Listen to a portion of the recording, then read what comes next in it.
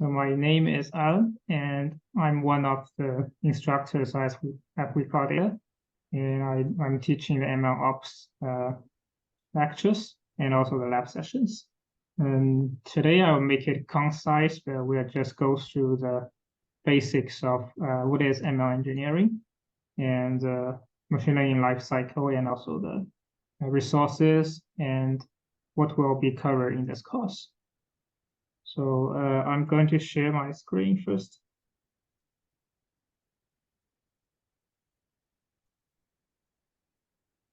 Yeah, so let me know if you can see my screen.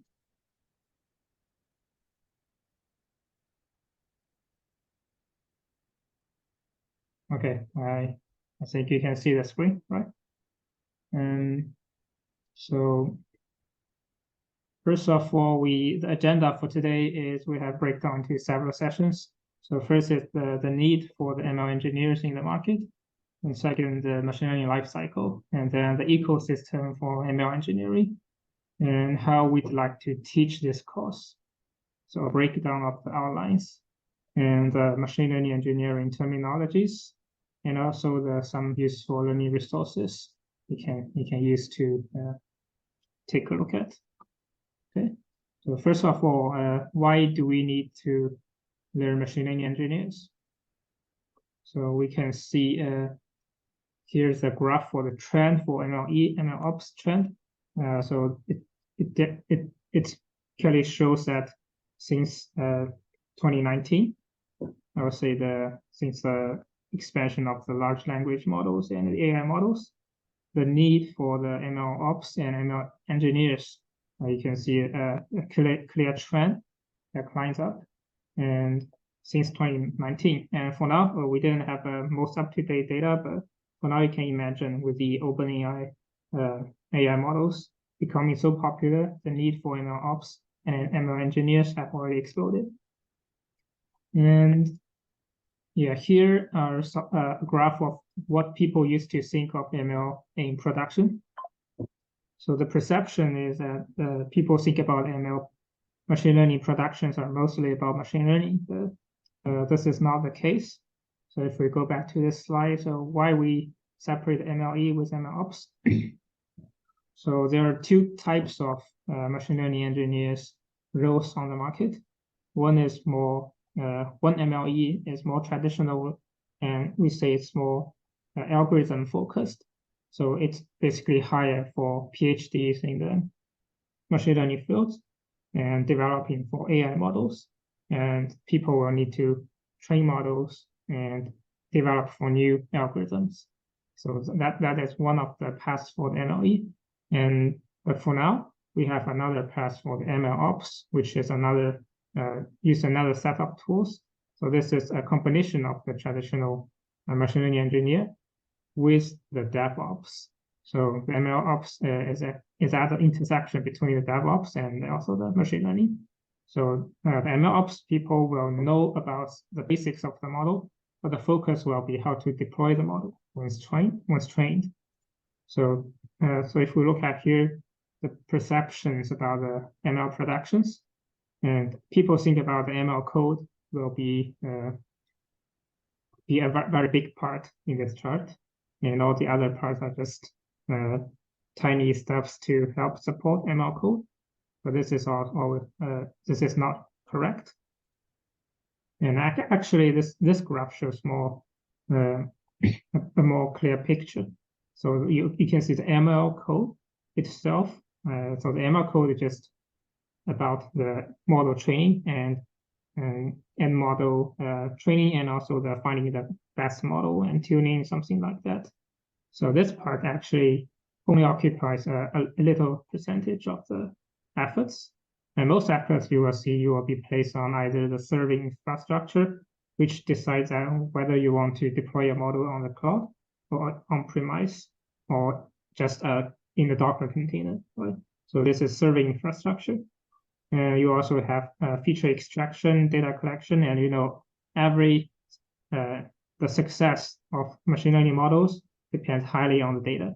So if you don't have a very robust data pipeline or data sampling and collection and even labeling tools, your ML model will end up with just garbage in the end. So you do need to spend a lot of time on productionize both the machine learning part, but also most importantly, the data pipeline part from end to end. So you will start beginning by collecting the data and do the feature extraction. And maybe you can do a configuration-based pipeline, which means you can write a common pipeline and use the configuration file to change the behavior of the pipeline. So that's one technique of productionize the data pipelines. And you also have data analysis modules like analysis tools and visualization, so which will help you debug the model performance issues. So imagine that after your model goes live, but if the model performance is not that good, so you do need to have visibility into your model. So that's why we have this analysis and visualization component. And technically speaking, your model can be big, can be small. But if you are using a very big model like the recent the generative AI, then you will definitely need a resource management to manage your hardware, manage your how many resources can be taken by each of the components, and how to auto scaling your infrastructure. Yeah, that's all about the hardware management and also the cloud resources if you want to deploy your models onto the cloud. And finally, most importantly, you need to continuously monitor your model performance. So it's not a one-time thing. So people think about, okay, I train a model and then I deploy the model, but it's not correct because you still need to continuously monitor your model. So we say this monitoring part is also a big piece. And sometimes this piece will be even bigger than the other part because monitoring, in order for the monitoring model to be work correctly, you need to both validate the data and also the target and also the target matrix you're monitoring at. And you may even build some dashboards on top of the monitoring matrix. But there are tons of effort that runs outside of the ML code itself. Okay.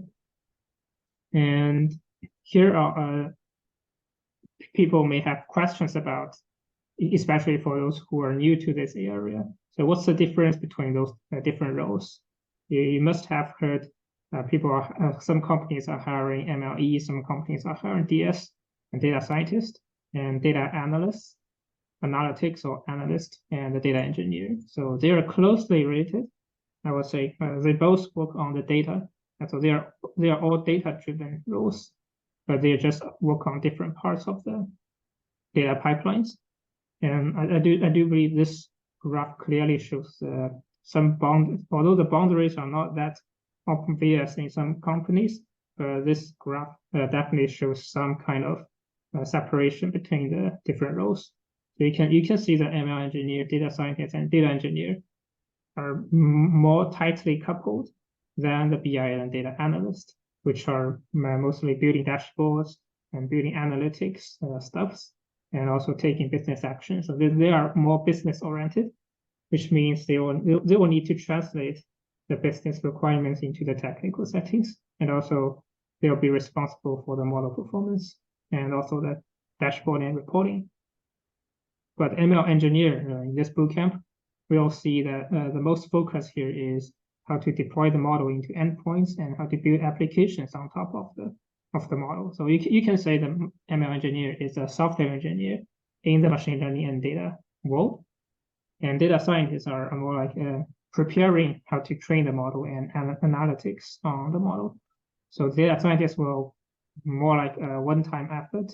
So once trained, you can deliver the model to the ML engineer who will productionize the model. So all of this bootcamp is about how to productionize your machine learning models within the ML engineer role region.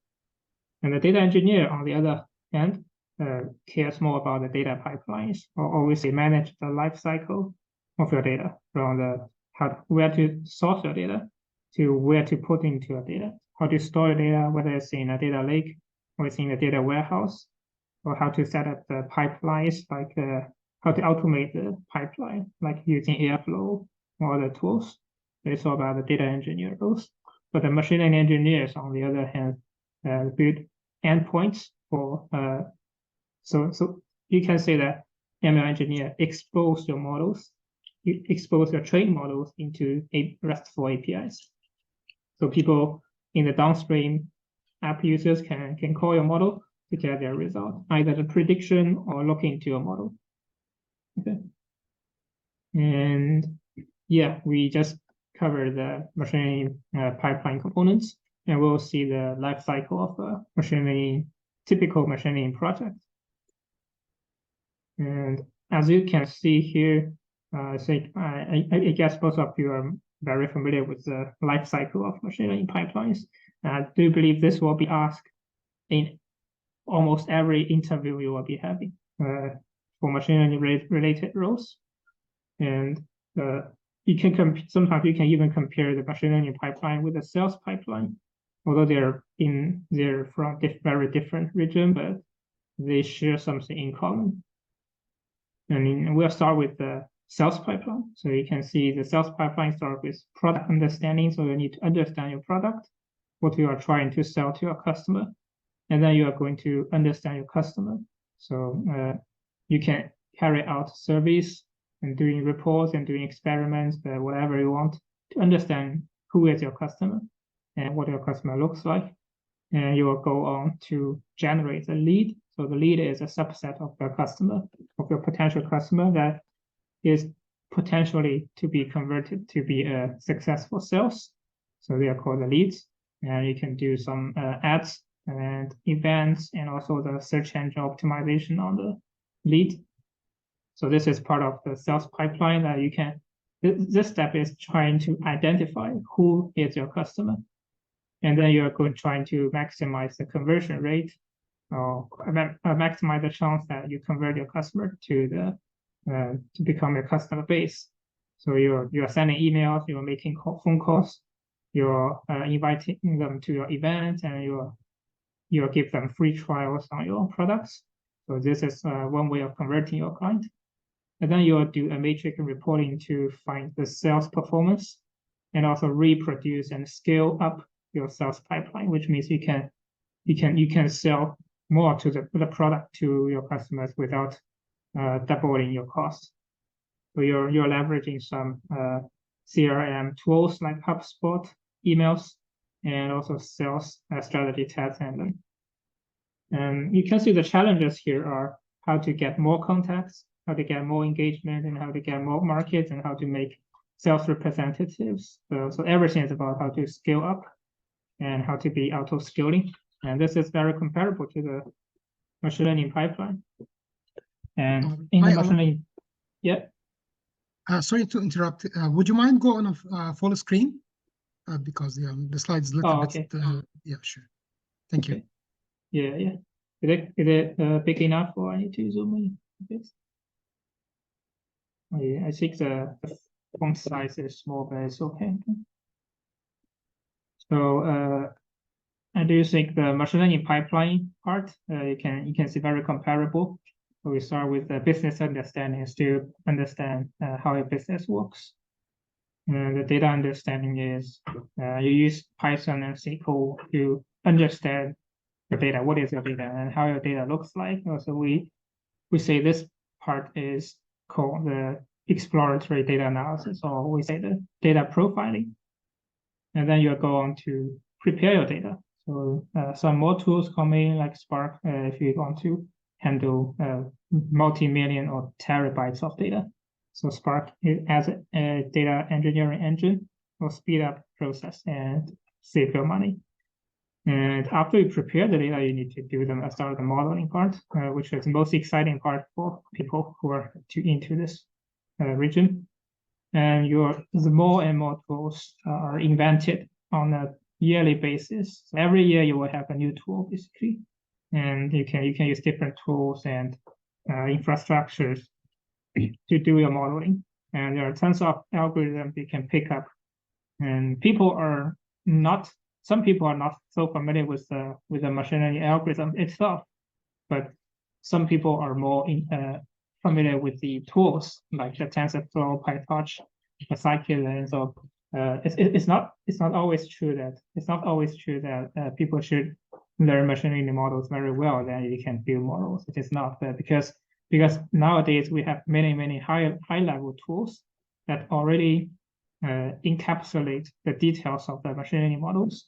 So most machine learning engineers nowadays are only just calling other libraries to do the job. And especially for machine learning engineer, this role, or MLOps, you don't even need to know I'm not saying you don't need to know anything about the model, but you don't need to know every detail about the model. But you just need to know what is the expected behavior and output of your model. But the more focus will be placed on how to use these libraries and how to integrate these libraries into your software, because you're building a software and endpoints. So how to make sure your pipeline makes no mistakes, and how to have error handling while using those libraries, and how to package them into Docker containers. So that's what will be your focus. And after modeling, you will also productionize the evaluation pipeline, which consists basically the validation of the model, the testing of the model, and evaluation. So it's more about the performance and also the data validation to make sure your model is performing right. And finally, you'll move on to the most important stage. So all the blue box here are in the dev environment. So the model is under development. But once you finish development, you're going to deploy your model. So you'll move on to the deployment stage. Now this part will cover most of the tools and concepts showing here in this course about how to package a model, how to deploy a model, and how to continuously integrate and deploy your model. So CI/CD is a term to describe continuous integration and deployment. So we'll see how CI/CD works in the machine learning project, and also how to versionize your data. So it's a bit different from the code versionizing, for example, the GitHub or the Bitbucket you're using. The data version control is another set of system that's specifically designed to versionize the data.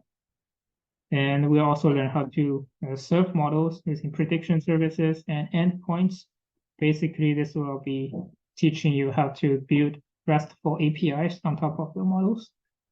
And also we have monitoring sections to describe how to continuously monitor your model with some open source tools and also some not open source tools. And we also do model A/B testing to see which model performs better than the other.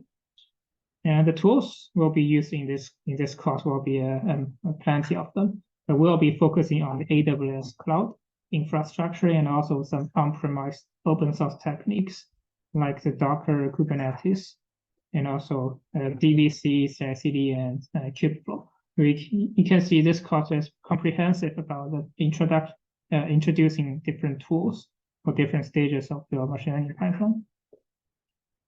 Okay, so this is about the machine learning pipeline and how it compares to the sales pipeline.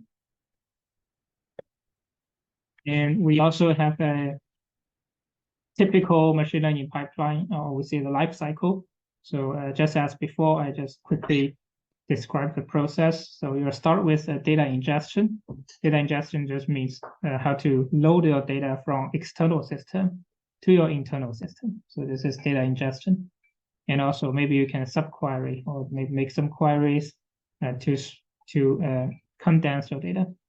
And you need to extract the data or pre-process your data from the data you ingested. So the destination of the first step data ingestion is usually the data lake. So once ingested, your data will be stored in the data lake. And after data extraction and analysis, your data will be moved from the data lake to the data warehouse. So this is the typical data engineering workflow. And the data analysis and exploration can be done like in parallel. So it will determine which data you will be using, and especially what part of subset of the data you will be using. And it will give some hints on which features to use to build a successful model. And then you will build a developer model. So this will be a model development. So you will just basically train a model and find the best parameters. So the difference between these two steps, people may wonder why we have a model dev and a model training. So the part of the model dev will be ad hoc model training, and also finding the best model, obviously model selection, or in other words, the hyperparameter tuning of the model. So the model dev will involve in using the training data you are setting, and maybe with a small subset, because it's very important to understand that the whole data set is too large for do hyperparameter tuning, because hyperparameter tuning is just running your model iterations repeatedly on the same data set. So sometimes it's not possible to run your hyperparameter tuning on the full data set.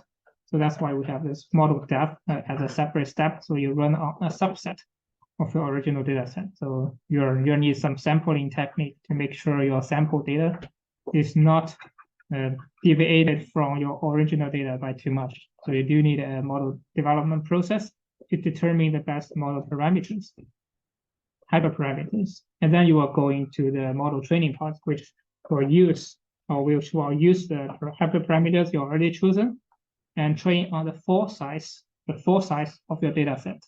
So this part we will need some big data engine like PySpark or even TensorFlow and some data speed up engines, and even on the cloud to train your model on the full data set. So this part makes sure your model knows everything about the training data. And then you will do the model test analysis, which will basically tells you how bad and how good your model performance is and where to improve and any weird symptoms find with your model. So this is model testing and analysis. And then you will deploy the model. So our focus will be how to deploy the model to the live system. So the live system will be a downstream system that make API calls to your model deployment endpoint. So the downstream system can consist of other services components that will build on top of your model. So this is a typical machine learning pipeline and life cycle. And I'm pretty confident that most people will be very familiar with the first 1, 2, 3, 4, 5 parts, and including this model training. Most people are very confident and have been trained in many different, maybe you have joined other bootcamps before, and you must be very familiar with this part. But our bootcamp will be focusing more on the model deployment and also analysis as a monitoring part. So this part, most people don't get hands-on experience on other from other bootcamps, because this part is the part that most people will neglect or just don't take it seriously. But this is 100%. It's 100% true that the success of the business will highly depend on whether you can successfully deploy a model to a timely manner, and can your system handle the workload of your live model? Because sometimes you may build a very heavy duty model. It's very fancy and it's very state of the art. But when you deploy the model, you will find some issues like, when you deploy the model, you might find some issues like the performance of the hardware that just complain about out of memory, and sometimes you may even find the model performance deteriorated over time, right? The model performance is not that good at the time of training. So here are some, most of the business cases will fail because you don't have a successful model to deploy and don't have a auto-scaling model to deploy. So you just put more people and resources onto fixing the bugs, but you don't have an automatic pipeline to deploy the model, then you have a very hard time of maintaining hundreds of models in the live system. Okay. And yeah, so the data democracy is important. So the data scientists need to know the raw data very well, and this is the key. So we'll take an example of the data and how important the data is. So we believe this is we evaluated some of the new methods offline, but the additional accuracy gains that we measured did not seem to justify the engineering effort needed to bring them into a production environment. And you can see here that ranking improvement over baseline is not that much. So you can see we add more features, and optimized model will give us a more improvement over the baseline. So the data is actually the key to success.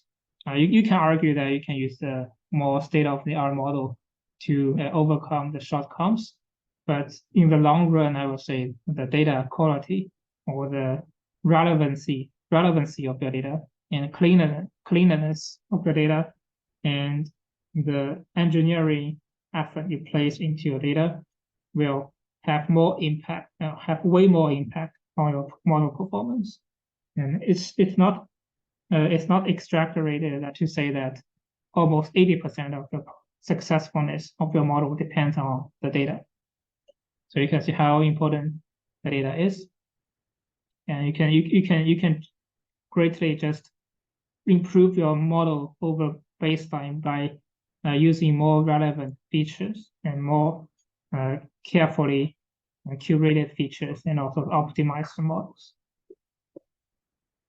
And these two steps that we just discussed about how to load your data to your production system. And you do notice there's an arrow that's connecting from this ingestion and extraction to the deployment stage. So this basically tells you that in the model deployment, or we say productionize, when you productionize your model, you are not only building something around your model, your trained model, but you are also, very importantly, make sure the data ingestion and extraction will go through exactly the same process as you develop the model into the deployment system. Because imagine the deployment will be a model sitting in the middle, and you will need to prepare the data on the fly when you do the prediction, right? So when you do the prediction, you need two things. One is the model, the trained model. The other is the data. So you do need to make sure your data ingestion, extraction, and pre-process pipelines look exactly the same when you develop them. Otherwise, you will suffer something, some so-called train deploy bias, or we say some other biases you will be facing. So there are some techniques that can help you to make sure that the same pipeline will go through during training and also during prediction. So this is very important to bear in mind. And you can see you can utilize some open source tools like Airflow, or on the cloud. If you are using the GCP, Google Cloud, you can use the Cloud Composer as a managed Airflow services to run a bunch of Airflow tasks, and you can do those tasks on the cloud or even in your on-premise machines. But it will just help you to automate the whole process. And yeah, this is just a example of how to. So this is one of the techniques we can utilize to make sure there is no train deploy bias between using the data pipeline. So you can see the tool is called a Feast, and we'll also introduce this tool in our bootcamp. So this is one example of something called a feature store. So a feature store is some techniques that will help you to make sure your training and serving go through the same pipeline and go through the same transformation, and make sure you will easily get your training and serving data. You can see here train model and serve model use the same. The data will come from the same source, and the downstream system will be the warehouse, the data lake, or the streaming data. So the feeds sit between your data and your model to make sure there's no bias. So this is one tool that we'll be using. And data labeling. Yeah, data labeling is about if you're training a supervised learning model, you always need a label for your model. So, but sometimes you don't have a label especially when you do deployment, you won't have a label data, right? Sometimes you need to label yourself. So the labeling can be either rule-based, which means you can just automate your labeling as part of your data engineering pipeline. But sometimes no one will, you cannot just label your data based on the rules. So sometimes you need some human labor effort involved to label the data, but this is not scalable, right? If you keep using human resources to label your data, you cannot predict on a very big data set. So here's are some techniques that can help you scale, especially to scale the workload. So it's something called a semi-supervised learning. So you can hire a human to label part of the data, but you can also let the model to learn how you label the data and use the most state-of-the-art models to automate the labeling process for the rest of the data. So this way you will combine the human labor to make sure that your data labeling is mostly correct, and while you can scale up using some state-of-the-art models, especially on AWS. We have SageMaker on AWS as a managed service to do the auto labeling for you. We're also covering some part of the data labeling tools in the bootcamp if we have time. And data labeling is for sure the most important part, because why this is important is because this determines your why, right? Imagine you're using a supervised learning model, so you will have X and Y, and the successfulness of your model depends on the correctness, how you link your Y to your X. So the label is a Y. So you need to make sure your Y or your label is correct. So that's why people are more focusing on the labeling, or the failure of correct labeling will lead just to a garbage model or a disaster of the model prediction capability. So make sure you devote many resources into correctly label your data. And data analysis and exploration, I think some people may skip EDA, but this is not recommended because you cannot. Some people will argue that they can still make fancy models even without even looking at the data, but it's difficult to debug or to troubleshooting when your model gets some errors or some performance issues. If you don't know the data, you will have no idea why the model goes wrong, and the model will tend to become a black box to you to understand why the model doesn't go right, and you don't even know what is the most important features for the model. So you may spend days and days on debugging the model, but without any insightful conclusions. So don't skip EDA in most of the cases. If you have resources, you still need to understand the underlying data and the distribution. And most importantly, the EDA process will mostly guide how you will pre-process your data. So I'll always suggesting people to use an EDA-based pre-processing, which means you are not just wasting your time doing EDA, but your EDA result will be translated into the pre-processing steps. Just a very simple example is if you find that, for example, you find some column have a very non-normal distribution for your continuous variable, then you'll think of, okay, in the pre-processing approach, I may do some log transformation, or I may do some normalization techniques, and to translate your original data into more Gaussian distributed. So this is one way of how to apply your EDA findings or summaries into the pre-processing steps. So don't skip EDA. And yeah, and we're also talking about the tools that you can use in the steps. So if you have a relatively small data set, you can use pandas in the memory. But if you have a very big data set, you can try the PySpark. And if you are using Databricks, you also find out that the PySpark has a built-in EDA tools in your notebook, in the PySpark, in the Databricks notebook. So you can even just visualize your data just from the notebook on Databricks. And the PySpark is suitable for data that are going over GB or terabytes. And this is, but it might be an overkill if you don't have that many data. So you can, if you find something in between, you can try to use a Dask or some other tools to accelerate, like the Ray. Ray is also a new tool that can help you parallelize your compute engine So the PySpark, Starsk, PySpark, Pandas, Starsk, and also the Ray and many other tools are all called the engine, the data engine layer. So you can parallelize your data processing steps by utilizing different tools. Okay, and we'll be covering the Ray to parallelize your compute engine. And the model engineering and baseline model training. So yeah, always try a simple baseline model first.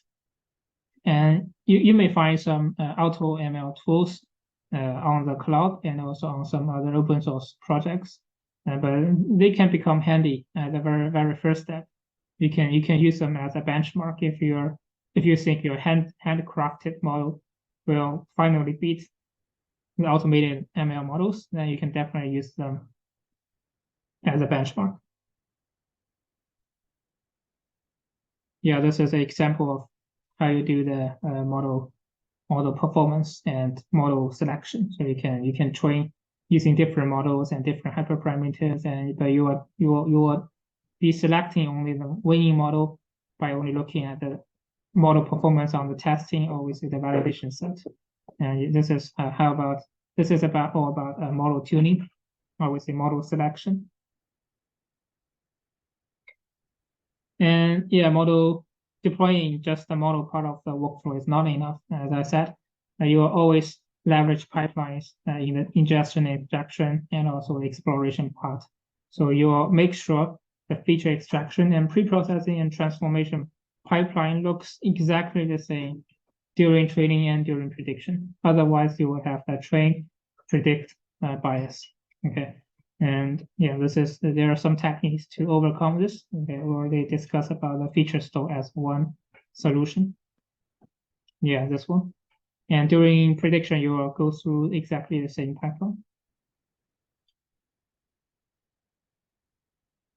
And the model analysis and testing. So it's more about how to turn your black box model into a light model. So it's a model. There are some tools in open source like the shop where you can turn your model, explain your model into a more visible way and transparent way. And you can even build a model dashboard after you build the model. So it's an analytics way of doing things, and you can build endpoints on top of the model performance to do a model performance issue. And yeah, modularized ML pipeline. So there are many different tools that you can use to not only, so people are talking about pipelines, people may think about Airflows. Airflows is more suitable to do data engineering workloads, but the Airflow itself does not have a built-in compute engine. So Airflow is just a scheduler, or you can think of an advanced version of the cron job. But sometimes you may need to orchestrate your hardwares even, right? So if you already have a tech stack on the Kubernetes, why don't you just turn your Kubernetes into pipelines? Right? Just look like this one, so you can create the volumes to be attached to your Kubernetes clusters, and you can do processing, feature engineering, and other modeling part. You can see here that it's small, but you can still see the naive biases, random forest. So you can just like Airflow, you can just decompose your modeling pipeline into several steps, and each step will be one of the Kubeflow. So we say Kubeflow is just a workflow pipeline on Kubernetes. So this is how you modularize your pipeline. And when you come to the deployment stage, there are tons of open source tools. So the MLflow definitely becomes the top one popular machine learning serving tools to use, and also the tracking. So MLflow is have different several modules, so one for serving and one for the experiment tracking. But for the serving part, you can see on the left-hand side, you have different machine learning libraries like the PyTorch, Spark, Scikit-learn, XGBoost, and TensorFlow. So you use different libraries. But the MLflow will use something called the flavors to provide a unified way of how to serve your model. So you just provide different formats, model in the different flavors or in different formats, and MLflow will turn them into the endpoint that can be used by some downstream systems like the Docker and Docker containers, Databricks, also have a built-in layer with MLflow, and also the SageMaker on AWS. So you have different downstream systems that can use this the standardized MLflow models. So it can be built on top of different machine learning libraries. So it's more serves like a translator on how to translate different formats of the model into one. And the downstream system don't even need to care about whether your model comes from scikit-learn or TensorFlow or PyTorch. So which means we can easily switch from one library to another if you use MLflow, because the downstream system will know nothing about how your model is formalized. Okay, and we will be covering MLflow in this course as well to talk about both experiment tracking and also the serving part of MLflow models. And yeah, this perception we already discussed about it. And on the right-hand side, you will see there are many different tools that can handle different part of the pipeline. And we'll introduce different tools for different parts in this course. Yeah, this is as I said, this is sorry. This, as I said, this is the model experiment tracking module that MLflow provides. So it serves as a tracking server, and it has so many downstream systems we can connect with a built-in dashboard. And so it's a MLflow, and we'll be covering this. And most importantly, or I would say the building of machine learning deployment or ops are built on top of containerization. So whether you're using Docker or you're using Kubernetes or even you're using the cloud, containerization is always the number one place to go with when you want to deploy your model together with the environment it depends on. So the containerization is a technique that can package not only your code, your model, but also the environment that it depends on into one container image that you can send over to different teams and to different infrastructure and services, and it will make sure that you will all have the same environment. So no longer you no longer need to resolve the issues like this library is not compatible with that infrastructure, and you don't have a curl command installed, and you don't have Python installed, and the Python version is different from my Python version. So you will never have these issues thanks to this containerization techniques. So in this course, we'll be discussing about starting from Docker containers, and we will gradually move on to how to deploy Docker containers on the cloud. And we'll also go through the orchestration of Docker containers using Kubernetes and also the MLflow. Sorry, not MLflow, the kubeflow. So the Kubernetes stacks and also the Docker stack will be all covered in this course and as very important steps to successfully deploy your model. And we will teach how to build your own Docker containers and how to deploy your own Docker containers to the cloud. Okay, so you can see the container registry as a place where you can host your Docker containers. Okay, we have discussed very much about machine learning cycles. So because I'm more focused on the previous part, just to give you some high-level ideas on how things work. And we'll briefly look at the ecosystems. I do believe I have already covered a lot in the previous ones. So this graph is huge, and I will not go through the details of this, but I think Jihad may share this one after this session. This one is basically saying the business problem, the different stages of different rows to kick into this pipeline from end to end. So you can see there are how to read this graph is you can see there are different rows. On the top you have a legend telling you there are business problem and solution architect, a data scientist, data engineer, and there are also machine learning engineers and software engineers. So there are different people around this project, and you will go through A, B1, B2, C, and D different workflows. So how to read this is you just follow the arrows and look at it and to see what are the requirements and the feature engineering pipeline and experimentation. We already cover a lot. And you do see how different components and so this is more about how different people will collaborate on the same project. So on which stage will different people kick in? So I was focusing on the machine learning engineers. So you can see the machine learning engineers is more highly coupled to the D section. So then how to do this? You can see exactly the same pipeline in C and D. You can see C is experimentation, so mostly done by the data scientists. So it's more like a one-time effort. But in D, it is all about how to productionize C into D. The D is a productionized version, so you need to extract data, prepare data, train data, and validate data, and also export, or we say deploy the model and push to your model registry. So the model registry is a model versioning tool, although this is called a registry, but this is more serving as a registration and also the versioning of the model.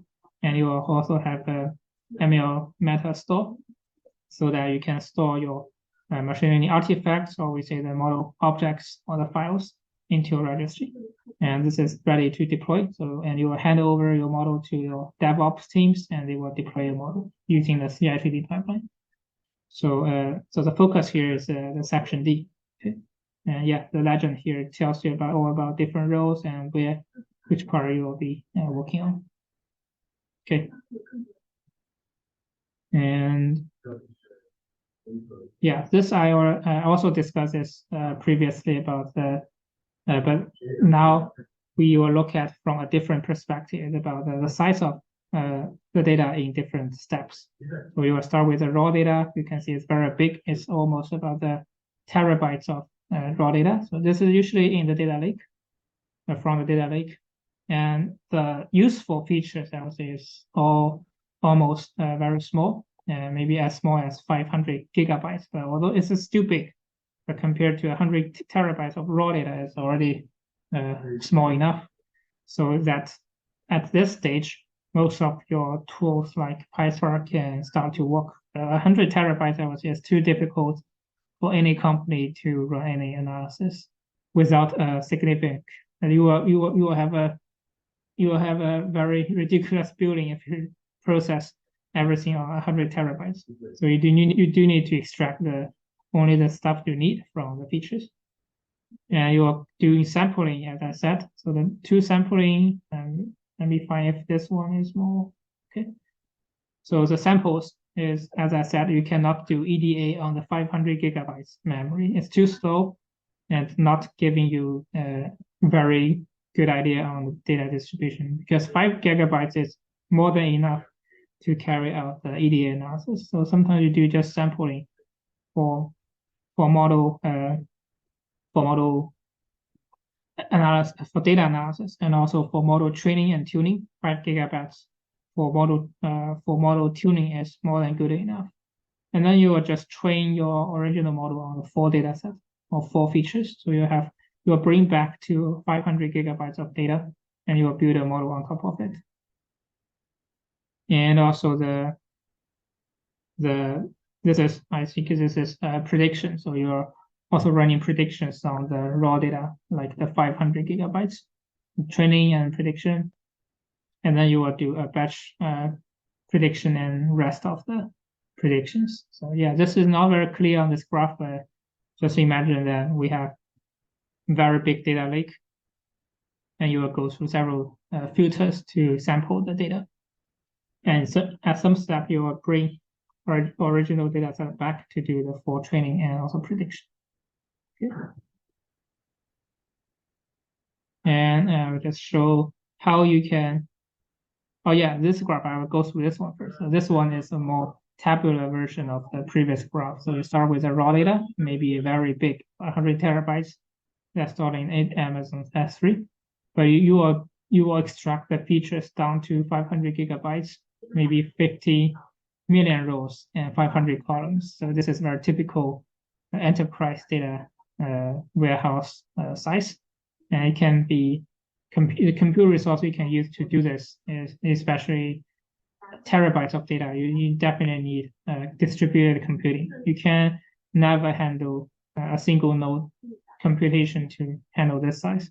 So you may need Spark or EMR on the AWS to scale up your engine.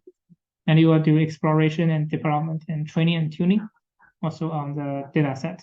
And sometimes you can choose to do tuning at this step, or you can do tuning on the previous step if you don't have a big enough machine. But if the budget is not a problem, you can also do tuning on the 500 gigabytes as well. And you can do SageMaker training and EMR training, which is specifically designed for very large data sets. Okay, and you can do batch scoring using the SageMaker or Spark. So Spark is EMR is a managed Spark cluster on AWS. So you can use this technique to handle easily 500 gigabytes of training and tuning. And then you will build prediction services, which are deployment of endpoint. So you can see why only 5 KB is because we only predict. You can do batch prediction, right? Batch prediction is second step, and the last step is all about the online prediction, or we say one sample per call. So you only send 5 KBs of the data of your features, and the model will return a score or will return a prediction. And this is called a prediction series. So the data size is very small. So this is on a sample level. So this is batch scoring is on the whole data set level. Okay. Let's go back to here to work with MLOps platforms. So this is a typical way of how you deploy your model. So first of all, you will need the ETL on the EMR using Spark. So EMR, as I said, is the elastic map reduce, or we say the managed Spark cluster on AWS. So you will have many different machines that can distributed computing for your data set, and you will load data from S3. So you can see the features will be just like a snapshot features extracting using the PySpark. And you will also have your S3 as a data lake to extract the features, and you will develop a model in the notebook. So data scientists will always do this. So you can spin up a SageMaker notebook, which is can be automatic scale up when you have big data set. So you can develop models in the notebook, and you will send your deploy your model into a distributed model training jobs. So also on SageMaker, so you can train your model here in a distributed fashion to speed up, and you can save your trained model artifact to S3 as a S3. It can also be a model registry, or we say a storage layer for the model. So you can save a trained model to S3, and during prediction, you can load back your model from S3 to your pipeline, and you can do the batch prediction and inference image from S3. And ECR is Elastic Container Registry. It's a managed container registry on AWS. So you can use you can build your own container and push to this ECR, and so that your own ML image can be used during prediction on AWS. So you can load either from S3 directly, or you can load directly from your ECR for your model, trained model to use in the prediction. Okay. So this is a typical workflow on how we deploy the model to AWS. And yeah, so how we like to teach this course. So we have a table describes every different levels. So different columns will describe different levels of expectations on, and each rows will be different roles. So you have data engineer, model engineer, software engineer, and DevOps. But we will be covering most of all the different parts, and we will be covering by different rounds. So the first round will be introducing some foundations, and we'll move on to the novice round, and we'll move on to the competent level, and we'll move on to the experience level, and finally we'll move on to the master level. So it's more like a repetitive cycle that we will. It's a recursive process that we will run Well, no, because we need to start from foundations. We cannot teach you the high level or some higher level topics without knowing the foundation. So that's why we designed the course like this. And you can see that most of the tools, like the, for example, for the model engineering, which most people are interested in, we will be covering the how to package your model and how to experiment tracking with MLflow and how to train and tune with SageMaker and how to do model versioning with DBC and also the MLflow. And you can also see the feature store in the data engineering part to how to host your data into a data engineering pipeline that makes sure your prediction and your training will go through the same pipeline. And we're also discussing Airflow to be a data engineering workflow orchestration tool.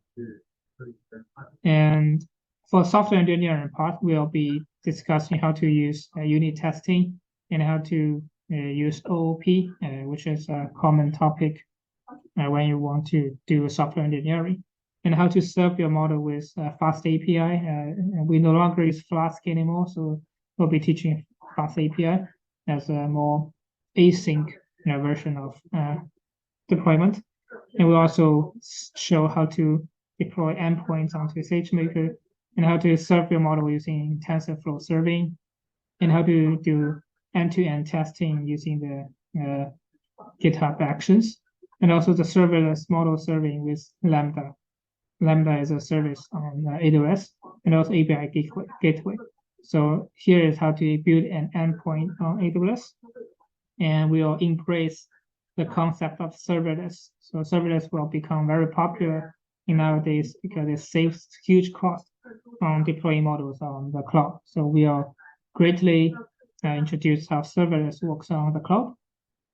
And we'll also discuss the Kubeflow, as I said, after we introduce the Kubernetes, and we will use Kubeflow to orchestrate your machine learning pipelines.